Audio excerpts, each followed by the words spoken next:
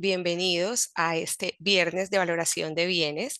Es un espacio organizado por la Universidad del Norte y entidades aliadas a quienes quiero dar las gracias, especialmente en el día de hoy: Camacol Atlántico, Fede Lonjas, la Lonja de Barranquilla y la Sociedad de Ingenieros del Atlántico.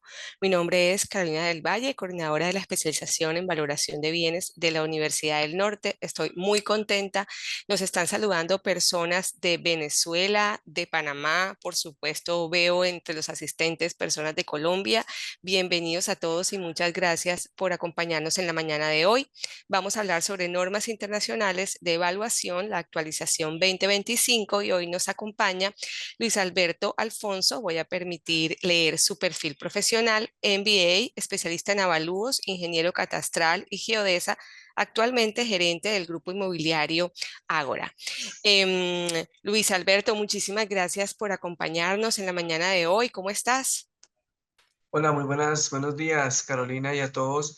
Encantado de la invitación que nos hace la Universidad del Norte a poder divulgar estos temas que son de interés para todos los evaluadores, independiente de su especialidad. Es un tema que ya entró en vigencia las normas internacionales de valoración y que muy próximamente vamos a tener los documentos traducidos en español, que les comentaré más adelante. Igual a todas las personas que se conectan desde los diferentes países, gracias por atender esta convocatoria de Dominicana, de Venezuela, Panamá, Colombia, Medellín. Bueno, muchísimas gracias y esperamos que cumplamos con sus expectativas.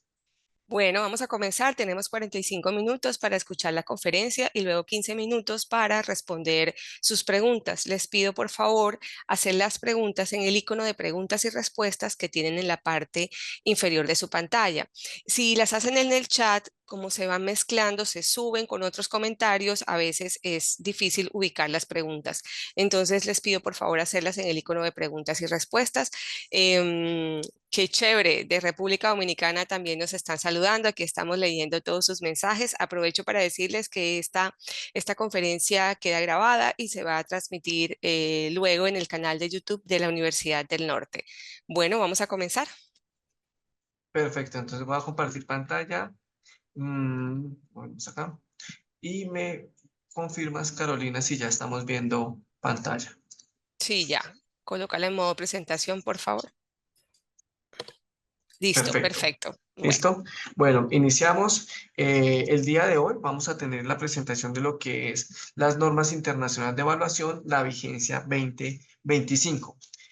Dentro de la agenda que vamos a ver hoy rápidamente en estos 45 minutos es introducción al IBCC. Digamos, no es llegar puntualmente a la norma, sino cómo nace el tema de la norma y estos organismos internacionales que hacen la expedición de la norma, cómo hacemos la adopción en Colombia, ponemos el caso colombiano rápidamente, cómo se hace esa adopción, poder comentarles de cómo se hace esa adopción también de pronto en otros países, el análisis de los cambios normativos que ha tenido las normas internacionales de valoración, por lo menos desde el año 2005 a 2025, estamos hablando de este periodo de tiempo de 20 años, el contenido que tienen las normas 2025, los principales cambios que se dieron desde la última norma que tenemos, IBS, que es 2022, y la 2025, los cambios que hay allí.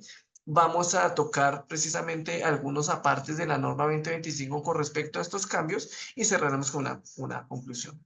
Bueno, entonces, principalmente tenemos que hablar que las normas internacionales de evaluación son una herramienta que tenemos los evaluadores independiente del país e independiente de el tipo de activo que nosotros estamos valorando, ya sea tangible, intangible, empresas, etcétera, dependiendo la categoría, para poder nosotros generar informes y generar evaluaciones con las mejores prácticas y que sean tenidas en cuenta no solo en el país local donde se encuentre el activo, sino también en las otras latitudes, porque la norma lo que nos ayude, lo vamos a ver, pues uno de sus objetivos es estandarizar el lenguaje de los evaluadores. En el caso, digamos, del español, nosotros eh, en España, Colombia, México, Chile, digamos que algunas palabras pueden ser similares, pero tienen unas connotaciones diferentes. Por eso, estas normas internacionales nos ayudan a dirimir estas diferencias. Igualmente, ¿Por qué ha tomado importancia las normas internacionales de valoración? Cuando empiezan los países a tener sus tratados de libre comercio, ¿cierto? Empieza la dinámica de los diferentes activos y los diferentes mercados y hay una apertura mundial con esta dinámica de la globalización de la información. Y bueno, cada vez es más común que en el sector valuatorio podamos tener esos intercambios de hacer valoraciones para otras latitudes o que de casas matrices que pueden estar ubicadas en Estados Unidos, Europa, se necesiten valoraciones en, por ejemplo, Latinoamérica. Entonces, lo que ayuda las normas internacionales precisamente es para que tengamos ese mismo idioma y ese mismo canal. Entonces, hay usuarios que van a requerir dentro de sus encargos evaluatorios que se cumplan con normas internacionales de valoración. Y si nosotros tenemos también de pronto encargos evaluatorios que su finalidad es eh, reportes financieros, por poner un ejemplo. También tenemos que utilizar otras normas internacionales que son las normas internacionales de información financiera adoptadas por muchos países y que van de la mano con IBSC, porque ambos organismos están en Inglaterra y ambos organismos trabajan mancomunadamente. ¿Listo? Es por eso que es importante que los evaluadores conozcan estas normativas internacionales, quiénes las hacen y cuáles son los impactos que pueden tener. ¿Listo? Entonces, como digamos la importancia de estas herramientas. Primero necesitamos hablar de qué es el IBSC y qué son las normas IBS, ¿sí? Son siglas que están en inglés. El IBSC es ese organismo que genera las normas internacionales de valoración.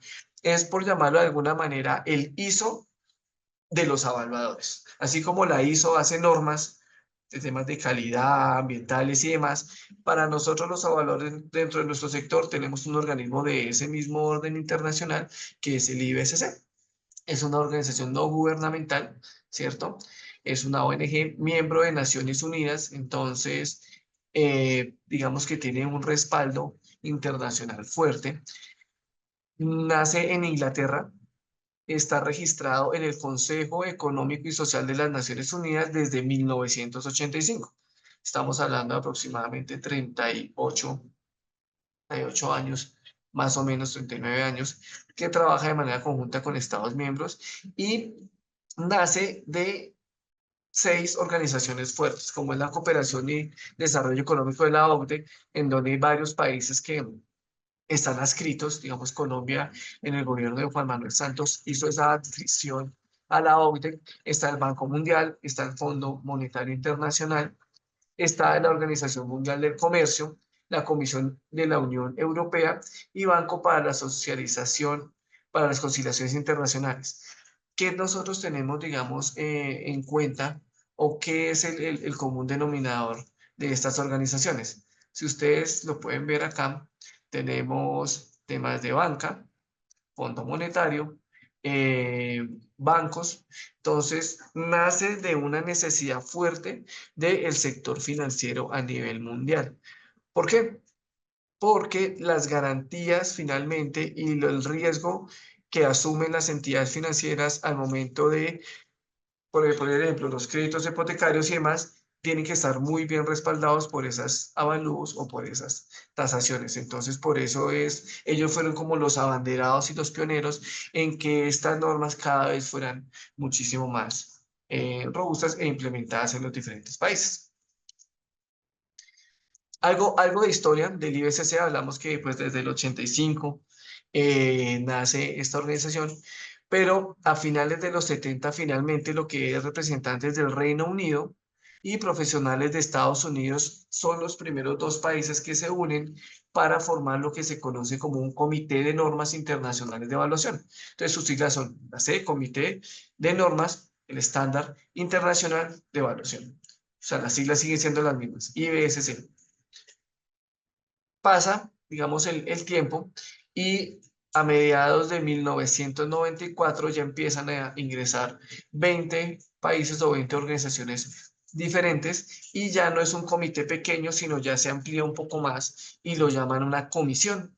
Las siglas siguen siendo las mismas, una comisión de normas internacionales de evaluación, Commission Standard International Evaluation, y el cual funcionó como comisión hasta mediados del año 2007.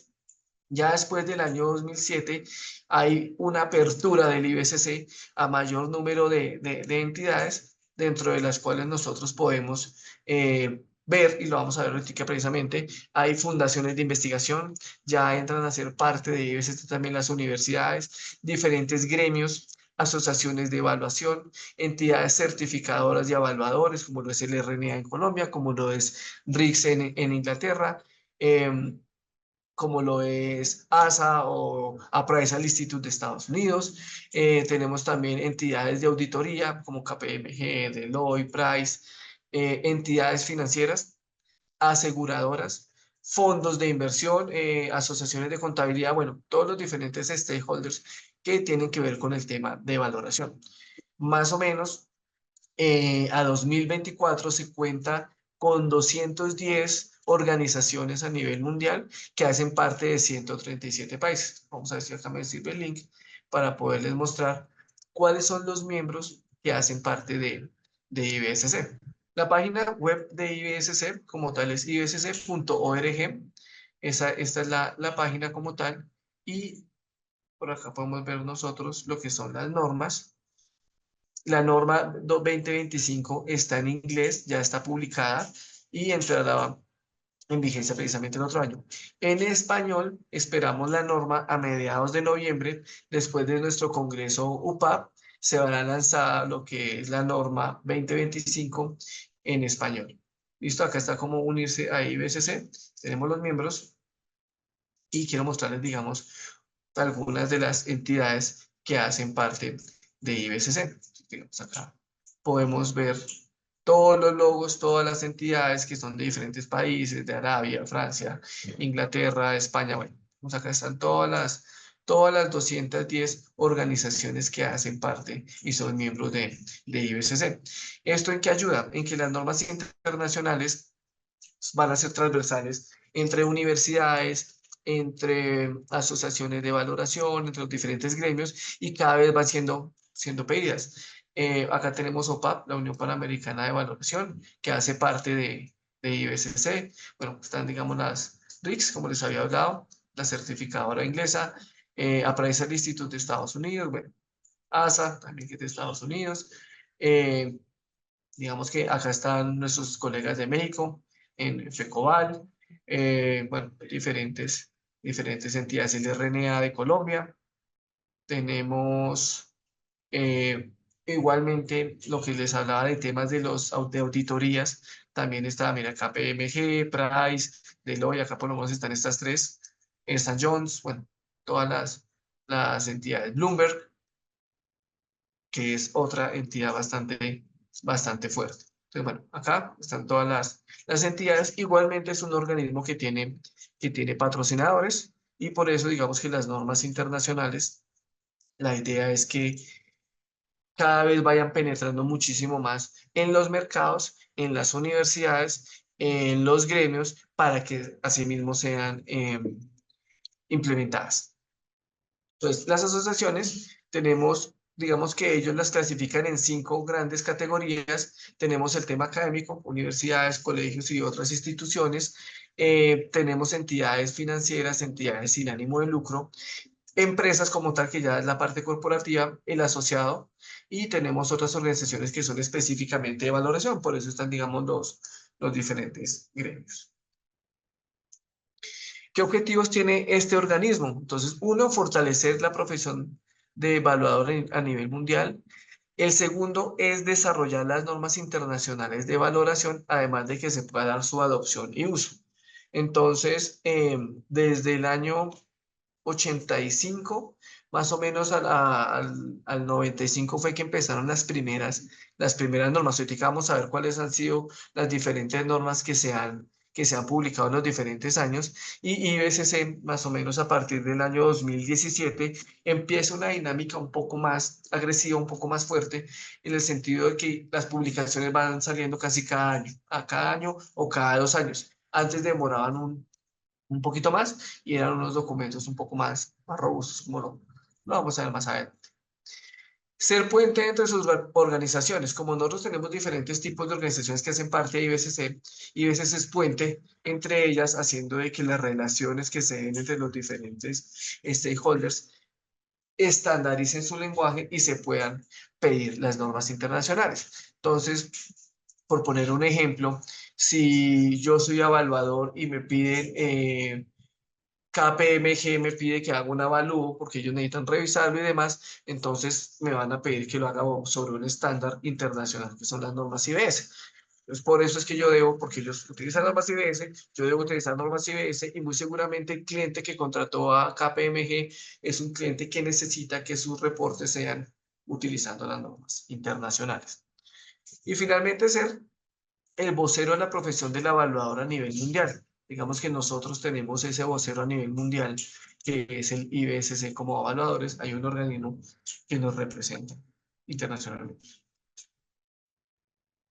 Ya para hablar de las normas, como tanto, ya tenemos el IBSC, que es el organismo, y este IBSC genera las normas internacionales de valoración, que son conocidas como las IBS, o sus siglas en español con las NIB, las normas internacionales de valoración, o las International Valuation Standards, con sus siglas en inglés. ¿Cuál es la importancia de las normas? Primero, facilitar las transacciones transfronterizas y contribuir a que cada vez sean más viables los mercados internacionales de bienes.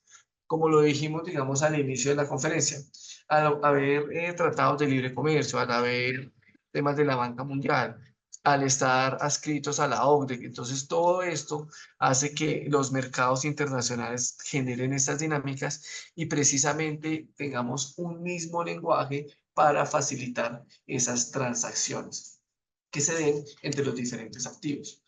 Dos, entablar requisitos para estandarizar la práctica evaluatoria e implementar un lenguaje unificado.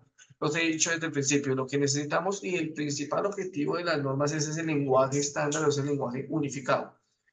Digamos que no hay mucho problema en el idioma inglés porque pues digamos que es un poco más estándar, pero en temas como el español sí necesitamos tener esos términos muy bien identificados, como lo puede ser qué es el costo, qué es el precio, qué es el valor, qué es la cuantía. Entonces, para los diferentes países pueden ser sinónimos, pero lo que hacen las normas es decir, no, mira, los términos que utilizamos en valoración son estos y representan estos, independientes si tu latitud es en España o estás en Venezuela, Colombia, México, Chile, bueno, estos son nuestro glosario y esto es lo que significa para el tema de valoración. La finalidad de las evaluaciones, digamos, para los diferentes propósitos, en su inicio tenía que versar mucho con lo que eran los bienes inmuebles. Ya hay veces se ha abierto mucho más a lo que es valoración de intangibles, valoración de empresas, valoraciones de maquinaria, activos financieros. Bueno, eso lo vamos a ver, digamos, como cuáles son las normas que tiene la IBSC 2025 y las demás normas que la antecedieron y cuáles fueron los diferentes tipos de activos que tienen en cuenta estas normas internacionales para diferentes propósitos, que pueden ser temas en litigios, asuntos fiscales, temas contables, hipotecas, etcétera. ¿Cuántas normas se han publicado? Entonces, IBSC ha desarrollado diferentes normas. La primera nació en el 85, después tuvimos una en el 94, 97 y se puede decir que en Latinoamérica empezaron a ingresar las normas internacionales a partir del año 2000. Fue que empezamos a ya tener los diferentes libros. Entonces ya tenemos las normas 2000, 2003, 2005, 2007 y en 2007 cuando hubo ese cambio, ¿sí? De esa comisión y que ya después se volvió un consejo de normas, ya era el IBCC, ya no era una comisión, era un consejo. Tuvimos un lapso de tiempo desde el 2007 hasta el 2011 que se publicaron las otras normas y después del 2011 tuvimos lo que son las normas 2013, 2017, después 2020, 2022 y ahorita ya estamos en 2025. ¿Listo? Digamos que vamos a verlo más adelante, cuál ha sido el cambio que han tenido los diferentes documentos. porque pues digamos, digamos, durante este camino y esta carrera, los documentos han sufrido diferentes cambios. Y esos cambios obedecen a que como hay más entidades que han hecho parte de IBCC y cada vez hay más organismos que integran este organismo, cada vez los documentos han adquirido unos rigores técnicos y una estandarización muchísimo más alta, y esto hace que los documentos cada vez no sean más robustos, sino sean más concisos.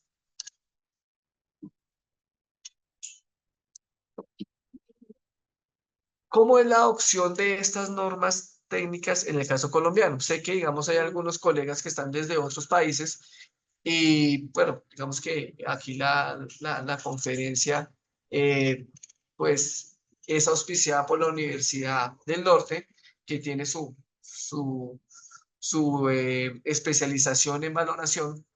Entonces queremos llevarla. ¿Cómo se adopta en Colombia y cómo se ha adoptado en los otros países? Entonces, primero vamos a hablar del tema colombiano y ya les voy a comentar cómo la han adoptado en algunos otros países de Latinoamérica. Entonces, la adopción que hace IBCC en Colombia la hace a través del Registro Nacional de Evaluadores, que es un organismo gremial que tenemos nosotros en Colombia, que hace las normas, adopta las normas y también hace normas, y también certifica a los profesionales que están en Colombia a través de un sistema de calidad. Esta entidad es miembro de IBCC desde el año 2003, o sea, lleva ya más de 20 años representando a Colombia, es el único representante que tiene Colombia ante este organismo internacional. De las 210 entidades, el RNA es el que hace parte por Colombia. Y el RNA desde el año 2003 hace parte del IBCC, y 2 o 3 años después genera una infraestructura a través de lo que es el ICONTEC y lo que es una unidad sectorial de normalización. Quiere decir que las normas o el trabajo que hace el RNA es tomar las normas internacionales de valoración y unirlas a lo que es el sistema de normalización de la ISO. Es algo que, digamos, fue el pionero que hizo este tema a nivel de Latinoamérica, y es poder unir esas normas internacionales con lo que es la estructura de las normas ISO, para poder tener normas, eh, por lo menos el caso colombiano, que tienen su marco normativo es IBSC, pero que su estructura es ISO. ¿Para qué? Para que posteriormente puedan ser certificables. ¿Y esto cómo lo logra? A través de un reconocimiento que tenemos en Colombia con nuestro organismo de normalización, que es el ICONTEC, que es el representante por Colombia ante la ISO. Entonces, para poder hacer esa unión, lo que hace el RNA es que hace una alianza con el ICONTEC y generan una entidad, por llamarlo de alguna manera, nueva, que es la Unidad Sectorial de Normalización de la Actividad Evaluatoria. Esta unidad sectorial eh, inició más o menos en el año 2005, y al otro año cumple 20 años de estar haciendo normativas, y que a la fecha ha expedido aproximadamente 30 documentos normativos en lo que tiene que ver con normas de avalúos. Los 30 son normas de avalúos de las diferentes categorías: valoración de maquinaria, valoración de intangibles, valoración de inmuebles, valoración de propiedades agrarias, en fin, contenidos de informes. Hay diferentes normas que ha generado esta unidad sectorial de normalización y que nosotros tenemos, digamos, en Colombia como tal. ¿Cómo se adoptan las normas en los otros países? Sé que por lo menos en el caso de Costa Rica, Costa Rica hace parte de IBSC, y ellos, al hacer parte de IBSC, también iniciaron su proceso de normalización con la entidad que en este caso creo que se llama ICOBAL, y ellos hacen sus normas también para el tema de avalúos. Paraguay también tiene su propio, por llamarlo de alguna manera, su unidad de normalización. También ha adelantado sus documentos, alrededor de 3 o 4 documentos ya a la fecha. Chile también inició hace aproximadamente 2 o 3 años su proceso de normalización. A la fecha de tener, yo creo que entre 2 a 5 normas también emitidas. Y en el caso, digamos, de México, México también hace parte, como ustedes vieron a través de FECOBAL, hace parte de IBSC, y ellos también tienen sus normas de valoración. La importancia que tiene es que a nivel internacional el marco normativo de todos son las normas internacionales. Entonces, para explicar un poco lo que es esta pirámide de normalización, nosotros tenemos acá que la gran punta es la norma internacional y hacemos un comparativo. Así como las normas ISO son, digamos, la punta de los niveles de normalización, en el caso de los avalúos tenemos las normas IBS. Y asimismo, como es la punta, es el contenido de lo que son, es el contenido de los documentos. Entonces, a medida que van bajando los documentos, van siendo mucho más detallados. A nivel regional, en el caso de la calidad ISO, ellos tienen sus normas COPAN, y en el caso de IBSC, nosotros ya tenemos las normas UPAP. A la fecha, sin estimar, ya se han publicado dos normas UPAP, que obviamente tienen que ver con normas IBS. A nivel de cada uno de los países, ¿cierto? En el caso de calidad, en el caso colombiano este CONTEC, y en el caso de otros países tendrán sus entidades normalizadoras, como se llamen, ¿cierto? Y ya un poco más abajo, y ya se empiezan a volver un poco más detallados los documentos, es a nivel de asociación o a nivel gremial, como tenemos nosotros en Colombia, la unidad sectorial, y como lo tienen los países que les he mencionado. En el caso mexicano, están las normas que hace FECOBAL, que ya son a nivel de asociación, obviamente en alianza con estos organismos a nivel nacional, ¿cierto? En el caso colombiano está la unidad sectorial del RNA, en el caso de Costa Rica está en CONICOBAL, en el caso de Paraguay está en CONAFIP, en el caso de Chile con ASACH, y bueno, si se me olvidan algunas, bueno, en el caso brasilero está con IVAPE y las normas ABNT, y bueno, y así los diferentes países que están dentro de este mismo esquema. Y finalmente yo como empresa también puedo tomar estas normas y generar unos documentos guía para mis evaluadores y tener un poco más de detalle en los documentos porque ya van a obedecer específicamente mis requerimientos. Entonces, a medida que es que se va bajando por esta pirámide y los niveles de normalización, los documentos van siendo más detallados. ¿Y a qué voy con esto también? Que ustedes, digamos, en las normas internacionales de valoración, muy seguramente no van a encontrar temas muy específicos como, por ejemplo, valoración de servidumbre, valoración para temas de expropiaciones, valoración, por ejemplo, de joyas, valoración de obras de arte, valoración de inmuebles para, no sé, temas puntuales de catastro o temas muy específicos, no. Aquí lo que las normas internacionales te van a dar es ese marco general de buenas prácticas y demás, y ya es responsabilidad de cada uno de los países empezar a desarrollar ese nivel de detalle. ¿Sí? Por eso, digamos, en el caso colombiano, tenemos estas normas que ustedes ven acá abajo, que son las normas que ha emitido la unidad sectorial y que a la fecha son aproximadamente 30 normas que tienen su marco general las IBS, pero que a medida que las van detallando es en otros documentos. ¿Listo? Entonces, si uno quiere, en el caso colombiano, aplicar normas internacionales a través de estos documentos que son de más fácil acceso, lo puede hacer y está aplicando normas internacionales. Importante, en el caso colombiano, nuestro autorregulador nacional de valores, ANA, ya implementó lo que son dos de las normas para que los evaluadores podamos tener estas buenas prácticas. Vamos a hacer ahora, entrando a lo que son las normas internacionales, este análisis de los cambios normativos. Entonces, tenemos en el caso de las normas del año 2005 y 2007, ustedes pueden ver acá que tenemos aproximadamente estos documentos, tenían 337 páginas, ¿cierto? Y venían con esta estructura, entonces venía como una introducción, unos temas ya algo de las normas internacionales, partimos de los conceptos generales de valoración, después venía un tema de código de conducta, los tipos de activos que íbamos a valorar, normas específicas para eh, lo que eran las bases de valor, unas aplicaciones que tenían ya sea para estados financieros o para temas de concesión de préstamos, y después venían todas las guías. Estas guías que eran, entonces ahí ya empezaban derechos de arrendamiento, inmuebles, intangibles, digamos, como los diferentes tipos de activos. ¿Sí? Esto era lo que teníamos nosotros en el año 2005 y 2007.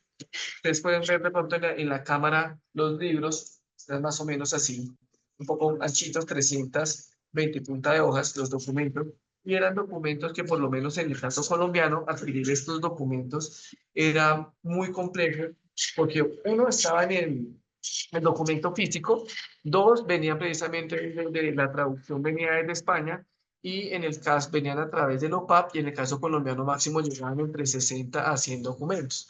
Entonces alcanzaba apenas como para las personas, las primeras personas que podían adquirirlos. ¿Listo? ¿Qué ha pasado en el tiempo?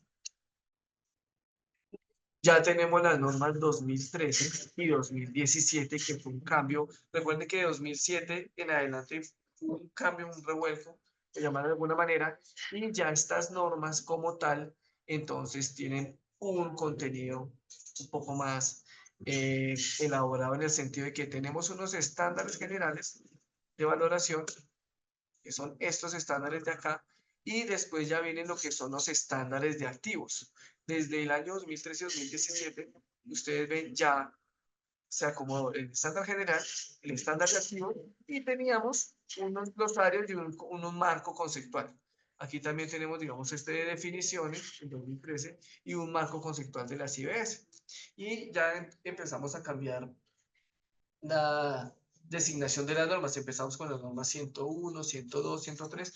Quiere decir que todas las normas que son 100 son las normas que son de estándar general. Y ya de 200 en adelante, como lo vamos acá, digamos en 2013, 200 es empresas, 210 intangibles, 220 maquinarias, 230 inmuebles, 233 muebles de inversión, 250 activos financieros, 300 maquinarias, perdón, estados financieros, 310 valoración para activos de crédito. Acá, en 2017, cambiaron otra vez los números, entonces empezamos 200, 300, 400, 500. Y esto ha venido cambiando. Digamos que los estándares conservan una línea, pero sí los números han venido cambiando. Entonces, por eso que cada vez tenemos que ir actualizándonos en cómo han venido cambiando esos números. Y aquí tenemos lo que es 2020, 2022 y 2025. Si ustedes ven, nosotros pasamos de 2017, ingresó una norma nueva a 2020, que esta es de pasivos no financieros. Ya después de 2020 a 2022, la nueva norma que ingresó fue la IBS 230 de inventarios. Y ya pasamos de 2022 a 2025 y tenemos un cambio un poco más, llamémoslo de alguna manera, un poco más organizado. Ya nosotros vemos que el marco conceptual que veníamos trayendo de 2020, acá sigue en 2022, pero en 2025 se vuelve una norma internacional, la norma 100. Es un marco conceptual ya que es norma. Antes era como una especie de, hacía parte de la introducción, pero ya en 2025 lo volvieron norma. ¿Sí? ¿Qué otras normas ingresaron nuevas? Si ustedes ven acá tenemos una norma que es datos e insumos, la 104, que lo que era en 2020 era bases de valor, se lo ven acá, en 2022 también eran bases de valor, pero aquí ya se volvió en datos e insumos, y bases de valor se volvió la norma 102. ¿Qué otra norma tenemos nueva en 2025? La de modelos de evaluación, y allí es donde entran estos AWM o los modelos automatizados de valoración, lo que se contempla también como inteligencia artificial y demás herramientas tecnológicas que ayudan a los temas de valoración. Simplemente allí lo vamos a ver es como qué tener en cuenta. ¿Listo? Y lo que es documento y presentación de informes pasó de ser la norma 103, digamos en 2020 está 103, en 2022 también era la 103, aquí pasó a ser la 106, porque ya la 103 en 2025 es enfoques de evaluación. ¿Y por qué hago, digamos, este detalle? Porque muy seguramente en algunos de esos informes, cuando ustedes van o redactan los informes dentro de las declaraciones, posiblemente digan, el presente informe cumple con la norma IBS 103 en el contenido de informes, por poner el ejemplo. Ya en 2025 nos toca cambiar y decir que cumples con la 106, no con la 103, que son los enfoques de valoración. Entonces, volver a ver nuestros informes y empezar a alinearlos con los nuevos números que nos trae el IBSC 2025. De las normas de activos, digamos que se conservan, tenemos unas normas generales que son estas, que son las normas que nosotros debemos cumplir independiente el activo que estemos valorando, ya sea un activo tangible o un activo intangible, independiente. Cumplimos con esas normas generales. Y al cumplir con esas normas generales, después pasamos a lo que son las normas específicas de los activos. Entonces, ahí sí estoy valorando una empresa, entonces me debo guiar por la IBS 200. Si estoy valorando un intangible, el 210. Si estoy valorando pasivos financieros, la 220. Si estoy valorando inventarios, 230, maquinaria, equipo, 300. El tema de inmuebles, tenemos la IBS 400, que son derechos inmobiliarios, ¿cierto? Y tenemos la IBS 410, que son propiedades en desarrollo. Y en el caso colombiano, aquí es donde explican de mejor manera lo que es la técnica residual. Lo que nosotros conocemos como la técnica residual, allí simplemente es una metodología del enfoque, de la unión de unos enfoques y finalmente instrumentos financieros.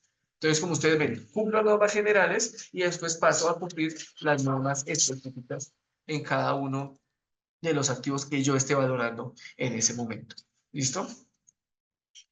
Ya entrando a 2025, en la norma, vemos que la estructura cumple, digamos, esto es lo mismo que vimos en el contenido, y finalmente tenemos de las normas 100, normas generales. De 100 en adelante, o sea, 200 en adelante ya son los asset estándar, que son los estándares de los activos, y las IBS compliance, que serían como esos anexos o esos adendos que vienen a cada uno de los activos. Entremos a hablar de la norma y los cambios que hubo en la 103, que ya no es informe, sino que ya son los enfoques de evaluación. Y que es importante anotar acá, por lo menos en el caso colombiano y en algunos casos de países latinoamericanos, que lo que es el approach o lo que es el enfoque se confundía con el método. Una cosa es el enfoque y otra cosa es el método.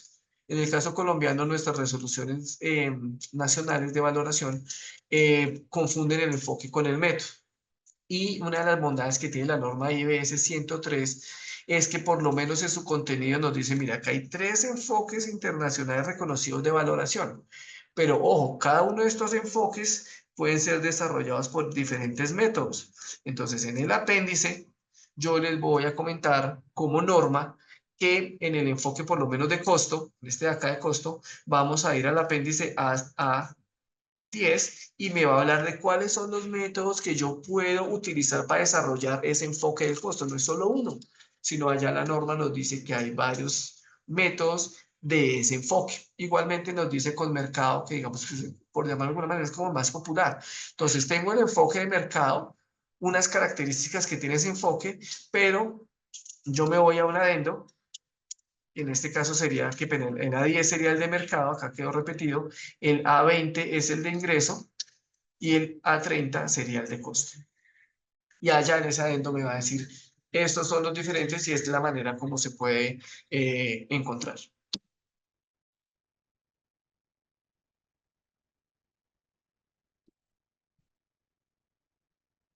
Cambiamos el slide. ¿Qué nos dice el 103? Entonces, para rápidamente, simplemente tomo unos extractos porque esto es un conversatorio de norma, no es un curso de la norma como tal. Ustedes ya los cursos los van a poder ver en los gremios, la misma universidad muy seguramente también lo va a tener dentro de su especialización. Bueno, digamos que los cursos ustedes los van a encontrar en la web. Y acá lo que yo traje simplemente son como unos apartes específicos de la norma para llamar, digamos, la atención. Aquí traje el adendo del A10 del método de mercado. Dice, este método que nace del enfoque de mercado, ¿cierto? Digamos que obviamente compara operaciones comparables y las llama transacciones orientativas, el método de las transacciones operativas. ¿Y qué nos dice este método? Es cuando yo comparo transacciones cerradas y realizadas de inmuebles comparables con el que yo estoy valorando. En Latinoamérica tenemos una problemática, digamos también en el caso colombiano, y es que hay veces cuando tenemos acceso a las transacciones, hay veces esos valores no son de la transacción real porque influyen unos temas de impuestos. Entonces, hay veces por la práctica de evasión de impuestos, lo que yo hago es que declaro mi transacción por un valor menor y con eso me evito, entre comprador y vendedor, me evito un tema de impuestos. Entonces, no funciona como otros mercados como el europeo o el estadounidense, en donde nosotros pudiéramos tener una fiabilidad del 100% de que estas transacciones no tienen, por llamar de alguna manera, ese vicio, no en todo el 100% de las transacciones, pero si nosotros vamos a tener ese listado, muy seguramente tenemos que saber que pueden tener este tipo de vicios.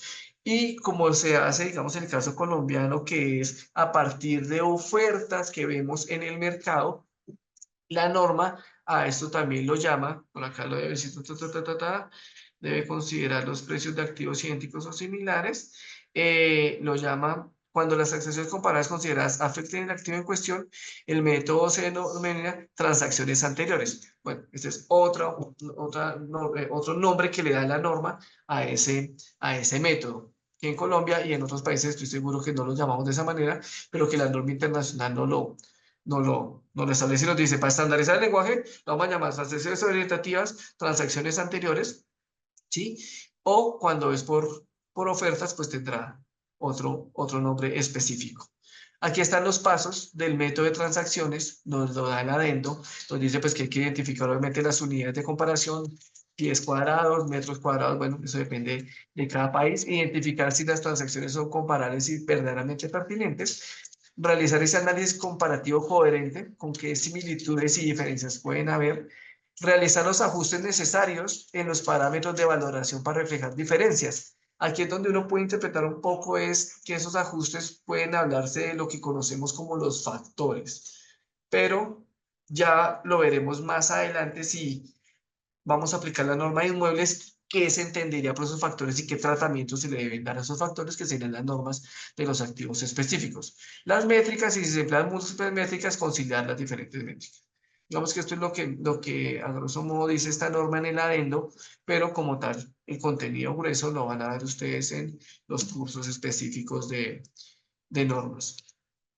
Tenemos la 104, que es una nueva norma, que es la norma de insumos y datos. Entonces, aquí lo que nos hace un llamado de atención de esa norma, que no lo tenían por lo menos las normas anteriores, como esta 2017, que es un libro como ustedes ven delgado, ya no son las 300 páginas, sino que alcanzan alrededor de 120 páginas, lo que está 2017, 2013. Ya la norma internacional, digamos en versión inglés, ustedes la pueden conseguir con sus diferentes gremios o la busquen en internet. Ya es un documento de 100 a 120 páginas que engloba todo lo que les estoy diciendo, ¿sí? Pero aquí nos hace un llamado y es en que los datos que nosotros tenemos que validar, precisamente los datos de entrada, ¿sí? Que nosotros vamos a utilizar en nuestros modelos de valoración. Entonces, estos datos deben contar con temas de precisión, que estén completos y que sí verdaderamente sean oportunos y no sean, no sé, esta oportunidad muchas veces refleja lo de la fecha, ¿no? Hace cuánto fue publicado, ejemplo, por el tema del inmueble, que estén completos, o sea, que tengan todos los atributos y que sean precisos. Nosotros tenemos que hacer como esa validación. ¿Cómo seleccionamos nosotros esos datos? Y no lo establecerá la misma norma. Y digamos que eso no lo nombraban las otras normas. Y remataré con lo que son los modelos de valoración, que es la nueva norma, y que simplemente es una norma muy corta, es una norma que tiene aproximadamente unas 3 hojas de norma, por lo que hasta ahora están entrando estos nuevas tecnologías en lo que es el sector de valoración. Pero ¿qué nos dice la norma acerca de estos modelos? El evaluador debe determinar el modelo si es apropiado, si yo el modelo que estoy utilizando es apropiado para el trabajo que estoy realizando. Ojo, también si es adecuado para el propósito que estoy buscando. El modelo me busca valores de mercado y mi propósito sí es el valor de mercado, o de pronto mi encargo como tal es de pronto un tema fiscal, un tema contable. Entonces, muy seguramente ese modelo no me puede servir para ese propósito. Entonces, aquí nos dice, ¿es adecuado para su propósito? Debemos aplicar juicio profesional como evaluadores para equilibrar el modelo de valoración a fin de elegir cuál es el más apropiado dependiendo de mi cargo evaluatorio. Igualmente nos dice, asegúrese de cuál es la precisión del modelo, cuál es la integridad del modelo, ¿cierto? Si en verdad aborda ese modelo todas las características del activo que yo estoy valorando. Otro, la puntualidad. Si el modelo realmente refleja las condiciones del mercado en la fecha de valoración. O el modelo me está tomando datos de una fecha que no es la que estoy yo realizando la valoración. Y también me está hablando de temas de transparencia. ¿Sí? Digamos que en los modelos de valoración es difícil para el evaluador saber cómo fue configurado y demás, y precisamente eso nos lo va a pedir la norma. Es decir, si usted va a arriesgarse o tener en cuenta estos modelos de valoración, uno, documente lo siguiente, que es esta fase de validación, que tiene que documentar el respaldo de la creación del modelo. ¿Cómo va usted a garantizar eso? Dos, la descripción de los insumos y productos. ¿Cómo se procesan y cómo se adquieren esos datos? ¿Sí? ¿Qué limitaciones tiene? Y los procedimientos y resultados si tienen un control de calidad. Esto nos dice la norma. Ahora, la norma es de 2025, es lo nuevo que trae. Muy seguramente van a salir algunas guías que nos digan a nosotros cómo podemos hacer esas validaciones cuando utilicemos precisamente modelos de validación o inteligencia artificial. ¿Listo? La documentación debe ser suficiente para decidir por qué se seleccionaron esos modelos, ¿cierto? Y qué criterio profesional yo tuve para seleccionar el modelo. No simplemente que compré un software que yo le meto datos y me saca valores y yo ya empiezo a facturar, sino la norma nos dice, ojo, hay que tener en cuenta que usted debe contar con estos diferentes respaldos por si su encargo evaluatorio se lo piden con norma internacional de evaluación.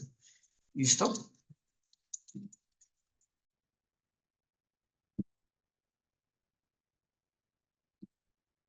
Una conclusión rápida ya para rematar por el tema del tiempo. Tenemos que las normas 2025 serán las herramientas que orienten al evaluador en la ejecución de buenas prácticas. Recuerden, ese es un pilar de las normas. Las buenas prácticas de valoración, así como estandarizar los conceptos que tenemos y las definiciones entre los diferentes stakeholders o los diferentes actores involucrados.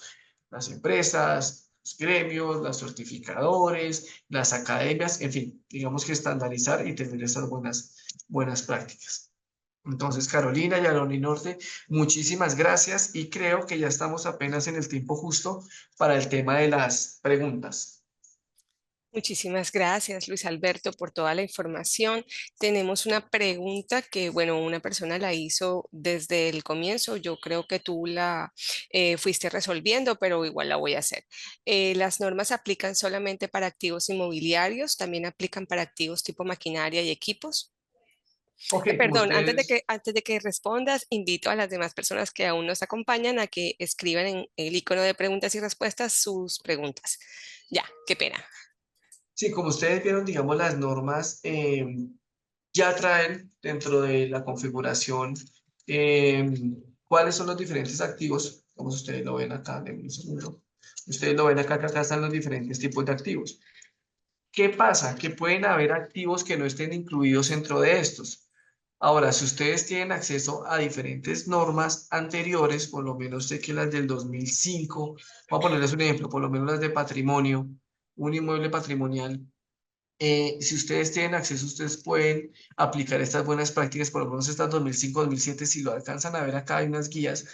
Estas eran por lo menos de sustancias nocivas, estas de propiedades agrarias, habían otras como de propiedades de actividad comercial especializada. Digamos que tenían un poquito más de detalle porque el documento era un poco más robusto, entonces allí sí podemos encontrar temas de patrimonio, temas ambientales, pero a medida que fue pasando el tiempo, lo que hizo el estándar fue no, vamos a reducirlo y vamos a dejar simplemente las buenas prácticas y lo más general posible. Ok, bueno, ¿es permitido usar esta edición desde ya?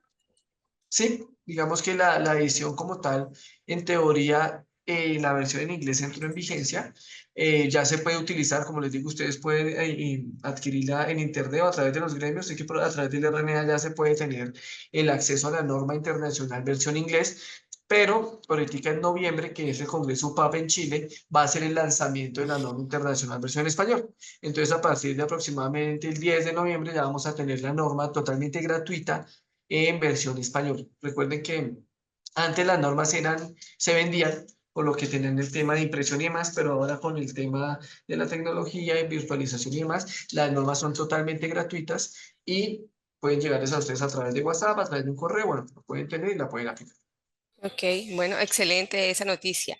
Tenemos otra pregunta. ¿Los evaluadores colombianos que tenemos aún RNA estamos certificados por la ISO? Mi pregunta es si los evaluadores que tienen solo RAA están certificados por la ISO. Digamos que ese es un tema que tiene que ver ya más con tema de calidad y certificación. En Ujú. el caso colombiano, las personas por normativa y legislación autóctona debemos, para poder ejercer, tener un registro abierto y avalado. Pero otra cosa es una certificación de calidad como el RNA. Es un tema voluntario y es un tema que viene de ISO. Entonces yo tengo mi certificación RNA, yo estoy ISO 1724 y es simplemente un certificado de carácter voluntario que a nivel internacional dice que yo cumplo con una certificación ISO. El registro abierto de evaluadores es un registro muy de Colombia, muy nacional y es para poder ejercer mi actividad en Colombia. Son dos registros que son complementarios, no quiere decir que uno excluya al otro. Simplemente en Colombia para ejercer necesito mi registro abierto evaluador y puedo respaldarlo también como idoneidad con mi RNA, que es un tema de calidad. Es como las empresas. Yo para ejercer en un país tengo que tener un registro mercantil, pero también puedo tener mi ISO 9001 para poder demostrar al mercado que tengo buenas prácticas de calidad. Ok, muchas gracias. Bueno, Luis Alberto, aprovecho tu comentario para contarles que la especialización en valoración de bienes de la Universidad del Norte tiene la capacidad de otorgar RA, bueno, no, la universidad no lo otorga, pero con eso ustedes pueden tramitar el RAA de 11 de las 13 categorías de valoración de bienes que hay en Colombia. Ahora nos Carolina, menciona. igualmente Ujú, también pueden tramitar su RNA con ajá. la especialización, porque digamos la especialización abarca unos conocimientos importantes para las personas que nos están escuchando. Es una especialización que está diseñada para las personas que van a iniciar y también para las personas que ya tienen experiencia. Entonces, independiente de las categorías que tengan, si ya tienen a través de este certificado también pueden hacer su proceso con el RNA para tener esa certificación de calidad. Dale, muchísimas gracias. Voy a escribirles ahora en el chat mi correo electrónico por si, bueno, y ahí está el tuyo también por si alguien tiene alguna consulta particular que hacernos después. Contesto también una pregunta. A las personas que se inscribieron a, a la conferencia les va a llegar un correo electrónico notificándoles que ya la grabación la pueden consultar. La pregunta es en dónde, es en el canal de YouTube de la Universidad del Norte. Un comentario, los cambios en la norma, y bueno, me imagino que está, digamos, pidiendo tu concepto u opinión, dice, los cambios en las normas ciertamente buscan estandarizar el lenguaje. Caso de bases de valor a datos e insumos es más correcto. Digamos que en este caso los cambios se han hecho en los números, en la numeración de la norma, pero las bases de valor siguen. No sé si acá lo alcancemos a ver. Un segundito, a ver si está con mi lápiz acá, un segundo. Si ustedes ven en la de 2020, yo Ajá. tenía las bases de valor en la norma 104. En el 2022, las bases de valor continuaban en la 104. Y en el 2025, lo único que cambió es que ya no están en la 104, sino están es en la 102. Bases de valor, cambió fue el número, pero sigue siendo las bases de valor, ¿sí? Y ya lo que se llama, digamos que en su caso de la 104, hoy en día son datos e insumos. ¿Por qué? Porque yo necesito tener claridad cómo voy a procesar mis datos para poder escoger las bases de valor idóneas. Pero eso ya es un tema que es un poco más técnico y es mucho más específico y que ustedes lo verán, ya sea en el curso de normas internacionales o en la especialización o en los diferentes cursos de valoración que ustedes, que tengan obviamente el contenido de las normas internacionales, lo van a poder conocer más adelante. Ok. Nos preguntan, bueno, la pregunta exactamente dice, ¿solo basta con tener la categoría para realizar este tipo de avalúos o se hace necesario ser contador? Entonces ahí te quisiera pedir, Luis Alberto, como que aclararas la importancia del pregrado, la formación profesional que tiene la persona para poder ejercer como evaluador en las distintas categorías, em, porque eso es diferente al conocimiento de los métodos evaluatorios. Porque eso es lo que pregunta la persona. Si, bueno, además él pregunta otra cosa, si para poder hacer Sí, estas valoraciones es necesario ser contador y bueno, la evaluación la pueden ejercer personas de distintas disciplinas, ¿no? sí, digamos que eh, una persona de pregrado puede tener su disciplina que puede ser administrador, abogado, arquitecto, ingeniero, economista, contador, lo que tú quieras, ¿sí? Haces una especialización en valoración o te inscribes en tu registro abierto y hay, digamos que tienes acceso a unas categorías de acuerdo a tu formación específica, ¿sí? Si tú vas a realizar una valoración, la norma internacional, que no sea de pronto y tú eres contador y vas a hacer una valoración, por un ejemplo, de un intangible, tú puedes realizar el apoyo con expertos técnicos que van a suplir esas necesidades o esas carencias de conocimientos y lo dejan dentro de tu informe plasmado. Eso ustedes lo van a ver en la norma de informes de evaluación en donde nos dice si usted cuenta con personas, deje detallado hasta qué nivel de injerencia tuvieron ellos en la valoración, pero usted se puede apoyar obviamente en ellos, precisamente para tener una valoración un poco más precisa. ¿Dónde se ve muchísimo estos casos? Cuando estamos hablando de temas judiciales, cuando vamos a hacer avalúos que se convierten en pruebas periciales. Allí es donde uno necesita, bueno, yo hago el avalúo económico, pero necesito ciertos temas que son de expertos específicos y necesito hacer como un grupo para tener mis diferentes expertos y llevar esas pericias a un estrado judicial. No sé si con eso de pronto se pueda complementar bien la pregunta realizada. Muchísimas gracias, yo creo que sí. Y tenemos, bueno, un comentario, sí, muy importante para las pruebas judiciales. Muchas gracias, que es la persona que hizo la pregunta. Em, sí, bueno, por ejemplo, en la especialización tenemos una ruta de aprendizaje diseñada para cada persona de acuerdo a su profesión. Entonces, se pueden tomar materias selectivas que aumentan la profundización en el conocimiento del bien objeto de valorar.